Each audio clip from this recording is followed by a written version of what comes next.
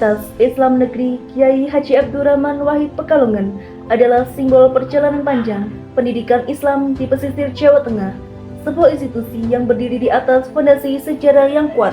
Pemilihan nama Gus Dur ini adalah deklarasi visi dan misi kampus. Gus Dur merupakan simbol moderasi beragama dan humanisme sejati. Oleh karena itu, Gus Dur bertekad menjadi pusat kajian ilmu yang mewarisi semangat juang beliau dengan mewujudkan masa depan yang penuh toleransi, keadilan, dan ilmu pengetahuan. UIN Gus Dur Pekalongan memiliki lokasi kampus utama yang strategis di Kajen, Kabupaten Pekalongan. Tempat yang asri dan kondusif didukung dengan kampus 2 di kota Pekalongan. Kampus utama di Kajen membentang dengan luas total mencapai lebih dari 10 hektar. Luasan ini didesain dengan tata letak yang terstruktur, memisahkan area akademik, administrasi, dan area penunjang lainnya. Konsep tata letak kami mengutamakan kemudahan akses dan kenyamanan. Bangunan-bangunan tertata rapi, dikelilingi ruang terbuka, hijau yang menjadi paru-paru kampus, menciptakan lingkungan yang ideal bagi proses belajar mengajar. Dalam lingkup kampus, terdapat gedung-gedung penting yang menjadi denyut nadi kegiatan akademik dan administrasi. Gedung Rektorat adalah pusat kepemimpinan dan administrasi tertinggi kampus. Kemudian, terdapat gedung kuliah terpadu dan gedung fakultas yang menjadi wadah utama kegiatan perkuliahan, dilengkapi dengan fasilitas kelas modern dan smart classroom. Fasilitas penunjang keilmuan meliputi perpustakaan pusat sebagai sumber literasi, laboratorium canggih untuk penelitian dan praktik, pusat mahat jamiah untuk pembinaan karakter santri akademisi, serta masjid kampus yang menjadi pusat spiritualitas. Semua gedung ini terintegrasi untuk mendukung visi UIN Gus Dur Pekalongan dalam menghasilkan lulusan yang unggul, berakhlak, dan berwawasan global.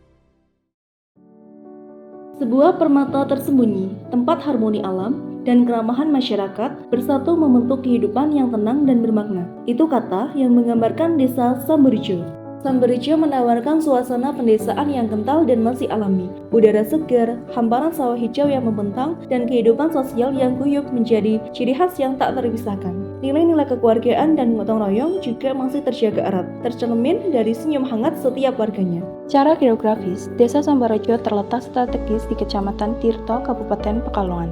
Luas wilayah Desa Sambarijo mencapai kurang lebih 0,82367 km persegi, 82,367 hektar. Luasan ini didominasi oleh lahan pertanian, perdagangan, serta home industri, menjadikannya desa agraris yang produktif. Tata letak desa disusun berdasarkan pola permukiman yang terpusat, dengan jalan utama desa sebagai poros penghubung. Fasilitas umum seperti kantor desa, puskesmas pembantu, dan tempat ibadah berada dalam jangkauan yang mudah diakses oleh seluruh masyarakat. Desa Sambarijo berbatasan langsung dengan beberapa wilayah tetangga. Di sebelah utara berbatasan dengan Desa Pacar, Tirto. Kemudian di sebelah selatan berbatasan dengan Kelurahan Kebumen, Kota Pekalongan atau Tanjung atau Kedunguni. Di sebelah barat dengan Desa Tanjung atau Pacar atau Wiradesa. Dan di sebelah timur berbatasan dengan Kelurahan Tegarrejo, Kota Pekalongan. Desa Sambarijo adalah harmoni antara produktivitas alam dan kerukunan sosial. Mari kita jaga bersama potensi dan keindahan yang ada demi masa depan Sambarijo yang lebih sejahtera.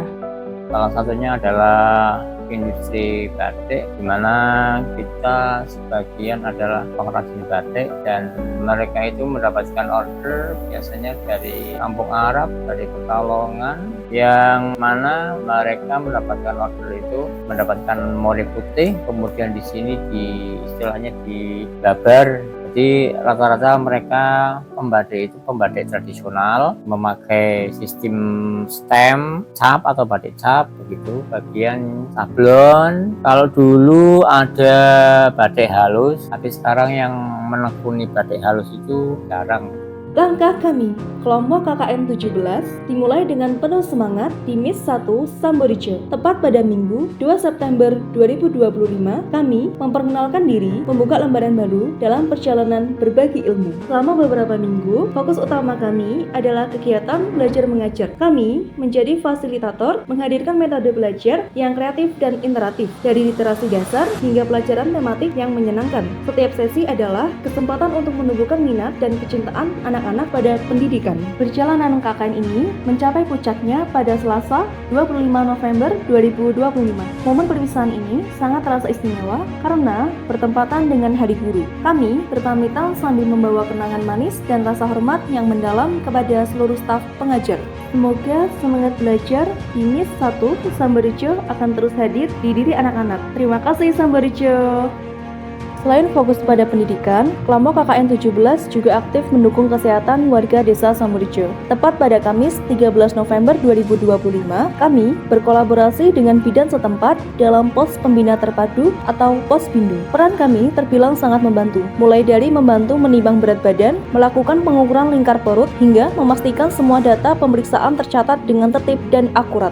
Kontribusi kami bertujuan untuk membantu deteksi dini dan meningkatkan kesadaran warga akan pentingnya menjaga kesehatan. Kami hadir untuk Sambarejo yang lebih sehat.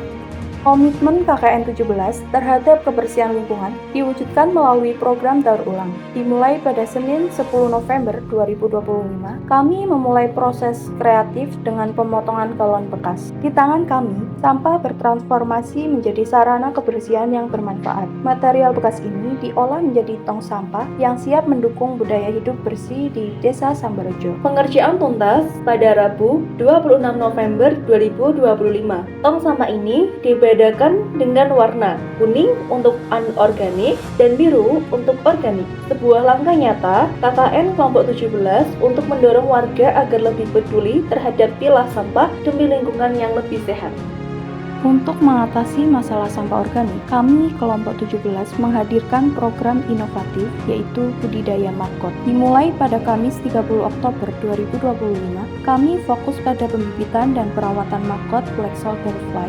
Maggot ini adalah biokonversi alami yang luar biasa, mampu mengurangi sampah organik secara cepat dan efisien. Program ini mencapai tahap akhir pada Sabtu 15 November 2025. Maggot yang telah kami budidayakan diserahkan kepada petugas TPS setempat sebagai modal awal implementasi sistem pengelolaan sampah organik yang mandiri dan berkelanjutan di Desa Sambarejo.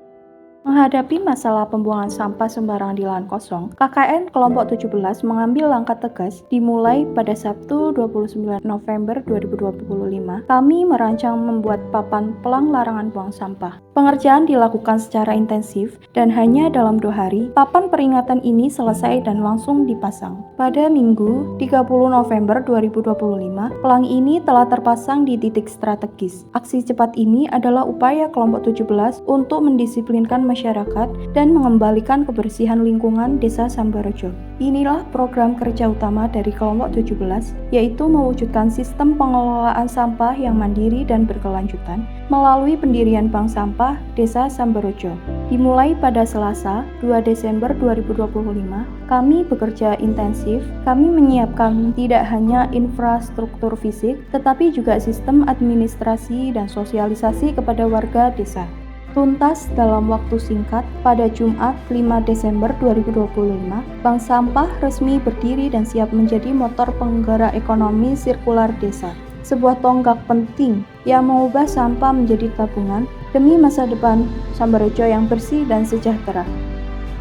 Komitmen kelompok 17 meluas hingga pembinaan spiritual generasi muda. Pada Sabtu malam Minggu 6 Desember 2025, tepat setelah waktu Isya, kami bersinergi dengan IPNU dan IPPNU setempat dalam kegiatan PMY. Kolaborasi ini bertujuan untuk memperkuat fondasi keagamaan dan karakter remaja desa. Melalui semangat kebersamaan ini, kami memastikan generasi muda Sambarejo tumbuh dengan mentalitas yang kokoh dan berakhlak mulia.